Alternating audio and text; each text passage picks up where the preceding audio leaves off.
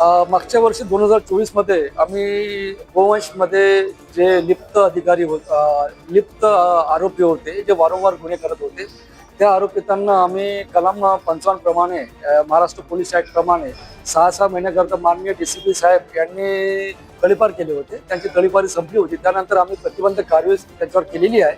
परंतु आता येणारी बकरी सण बघता आम्ही त्यांना काल 170(1) नवीन कायदा BNNS प्रमाणे अटक केली आणि 170(2) प्रमाणे मान्य न्यायालयात त्यांना 4 दिवसासाठी जेलमध्ये स्थानबद्ध करण्यासाठी विनंती केली होती. परंतु मान्य न्यायालयाने त्यांना 15 दिवसाकरता नागपूर शहर सोडून जाण्यासाठी आदेश केलेले आहे. जर ते नागपूर शहर सोडून जर गेले नाही आणि पुन्हा पोलिसांना जर दिसले तर त्यांच्यावर आम्ही पुन्हा त्यांना अटक कारवाई करून मान्य न्यायालयासमक्ष हजर करून त्यांना जेल दाखल करू.